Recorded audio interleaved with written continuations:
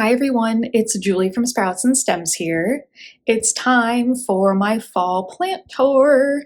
My seasonal quarterly plant tours are my favorite videos to film because I just get to go through my place and just show you everything. And I'm pretty sure it's some of your favorites to watch too, just based off of what I can see in my channel analytics. So I'm glad you guys like these. I like them too. If you're new here, I do this once a season, so be sure to please subscribe to my channel so that you don't miss the next plant tour or any other content that I post. Now we can get into the fall 2023 houseplant tour. Okay, so I've got you guys flipped around. We're gonna start in my bedroom first, and we can say hi to Giselle. Giselle, hi. She's distracted by bugs in the window. So we have philodendron micans. This was getting really long, and I actually a week or two ago just cut off a bunch of long leggy stems, and I propagated the ones that weren't too leggy, so you will see that in my greenhouse cabinet when we get to there. And next to it we have Nepenthes alata.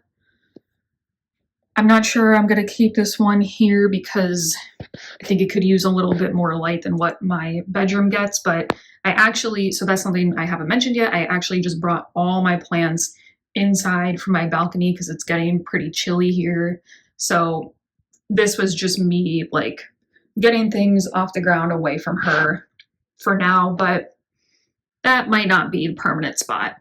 But yeah, so far this Nepenthes is really happy, and I'm happy about that because I've always wanted just like a big, beautiful, thriving pitcher plant. And look, it recently sprouted a baby. Look at them. Oh, they're so small. So that's cool. And moving on. Bye. This, I'm not sure. Once again, this is me just like getting everything inside. I'm not sure if these are all permanently going to be here, but yeah, we'll see. And I have grow lights set up. Mr. Monstera took a little bit of a beating when I brought him inside. You can see back there he had some yellow leaves. I want to try to move one of these behind that back corner so these plants can have something coming down on them. I just need an extension cord. So Julie, stop being lazy, get an extension cord. So we have Mr. Monstera. We have pink syngonium. You can kind of see through the grow lights. There. Oh, look. Little babies. And half or a chunk of Mrs. Monstera. Yes, that was a challenge to figure out what I was going to do with that ginormous Monstera deliciosa. And so I had already propagated a medium-sized branch about a month or so ago, and I recently decided that I had to cut off even more just because it was not fitting anywhere. So you'll see the rest of it in a few minutes. And spider plant back there in the forest. Succulent fishbone cactus. And that is this thing. On to, we'll go here. Terrarium. So we have this birdcage vintage style terrarium. This is sphagnum moss that I'm trying to revive, and you can see a little bit here. Still a long way to go, but a little bit here, and some other parts have started to turn green again. And spider plant babies. Towards the end of the summer, the spider plant that I just showed you had so many babies on it, and I felt like it was starting to suck away energy from the mother plant, so I cut off a bunch of the babies and stuck them in here. And I think it's a cool look. And then just getting to the other side, there's also a little pearls and jade pothos cutting.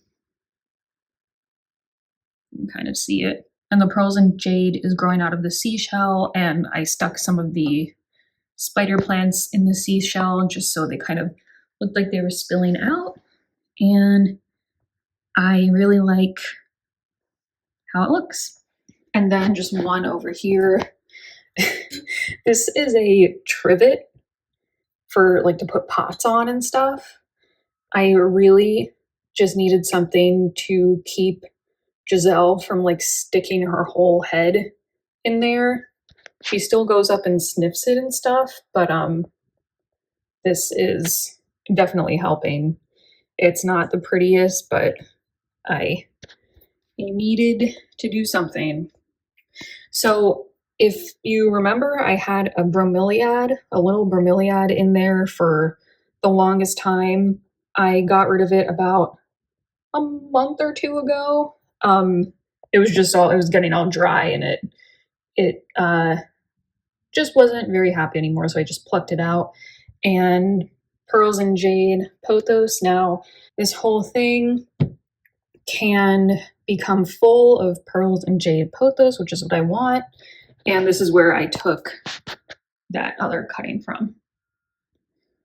So that's that. And this isn't a plant, but I thought that was kind of cute for like the Halloween fall season. I got this at a local antique store, and then some dried flowers and spider webs. And neon pothos. Not sure if I'm going to keep this here, but so far it's a good solution. Nice and happy overall. You know, some crispy tips here and there, but overall it's pretty happy. And actually I will show you. So I did leave the crocodile fern out there. I'm not sure what I'm gonna do with it for the winter yet. It's kind of crispy. I don't know, I might give it away. I might just leave it out there. But yeah, there's nothing really too much to see with that. Sorry for this horrible view. There's my microwave food cover accidentally melted. Don't ask. Everyone was okay. That's all that matters. And here's my little fish tank terrarium. Got quite the jungle going on in there. We have philodendron micans cuttings.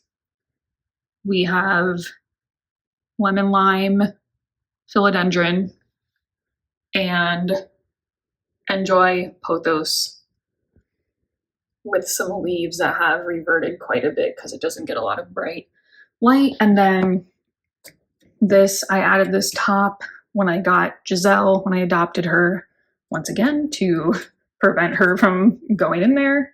So far so good. Ripple peperomia in water. I've just kept it there all this time. It's doing really well, and I like how it looks in that cute little picture thing. And then string of hearts also doing really well. That moss is dried, just like craft store moss. I just put it there, I don't know, to kind of hide whatever was going on over there. Everything is happy and looking good. Now, actually, we'll start up here. So this, first we have, you guys know this moss terrarium. Had it for a while. Recently, more of the moss has started to revive. It got kind of brown for a while, but it's starting to revive in the parts that got brown, so that's cool. And I haven't opened this for over a year at this point, so everything's happy in there. And Mrs. Monstera, the mother plant from those two, or that jug of cuttings in my closet. My latest video was Monstera deliciosa propagation. You can see how big it was and how just like wide and spread out it was in that video. And it got to the point where like there was nothing I could do to keep it away from Giselle. I was wheeling it into my closet every night. Up here was like the only safe spot, so I had to chop it to make sure it fit. But that's okay because it will regrow eventually, and you will have another Monstera plant from the part I chopped off. And now it's time for the cabinet. I have to water everything. Yeah, you're a little dry. Okay, greenhouse cabinet. Hi. So, string of pearls. As usual, it looks not good. I actually was like really ready to give up on it this summer, and then I stuck it in here because I've had the string of pearls in the greenhouse cabinet before, but it didn't like it in there. So I took it out for a while, and then I was ready to just give up on it, and I just decided to stick it back in here because like whatever. But now it's starting to have a little new growth here and there, so it's hanging on for dear life. Enjoy Pothos has this one vine that's like and string of hearts cuttings that I cut recently. You can kind of see roots. It's hard to through the crystal to like, you can kind of see roots. Roots are there, just so you know. And going down to shelf number 2, string of turtles. I kind of been like ignoring this plant because like I wanted a string of turtles for so long, and then I found this, and I feel like I've kind of been ignoring it just because like it's doing so well. I don't want to do anything to change that. I feel like I want to repot it soon just because it's in such a tiny pot, but it doesn't really need to be repotted. Ooh, look at those flower spikes. They are covered in little tiny flowers. So each of these spikes is not a flower, it's a flower spike covered in little flowers. String of hearts, the OG string of hearts. I stopped trying to untangle it. It got so thick down on the bottom. It gets a little leggy, and then for whatever reason, it just so thick. Alocasias, little baby ones that I grew from corms. You can see the roots. I want to keep them in water just because I've never grown alocasias in water, and I think that would be cool to see what happens. And little baby pitcher plants. This is Nepenthes ventricosa. Yeah, everybody needs to be watered. But they really got a lot bigger these past few months. Look at the size of that. Still teeny tiny, but they've gotten a lot bigger.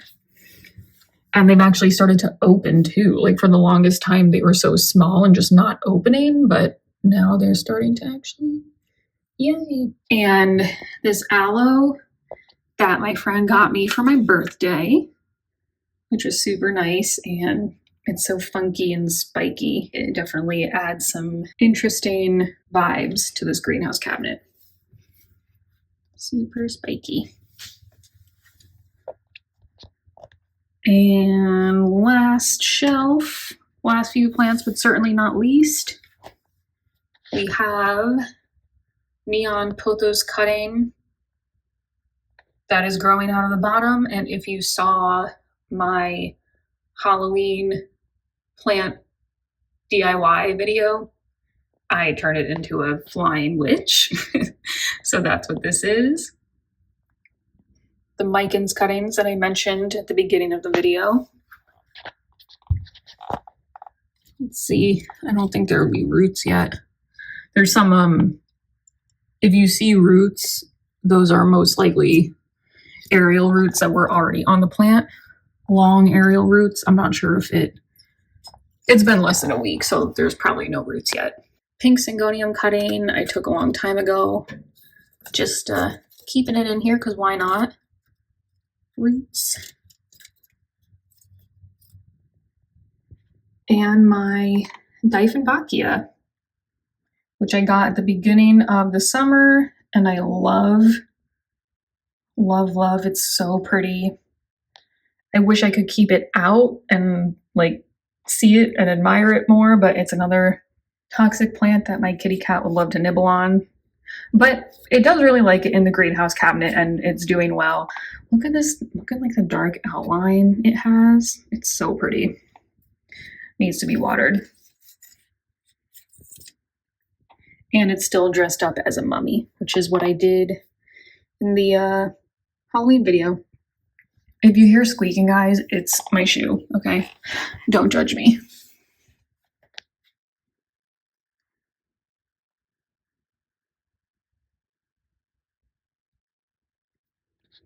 And that brings me to the end of the tour. So thanks so much for watching, everyone. If you like this, please subscribe to my channel so that you don't miss any other tours in the future or any other planty content from me. I also have a whole playlist of houseplant tours that I've already done. So if you want to see what's changed from season to season, check that out. I'm pretty sure I do have that. If I don't have that, Julie, make a playlist. I will see you next week and have a good night. Bye.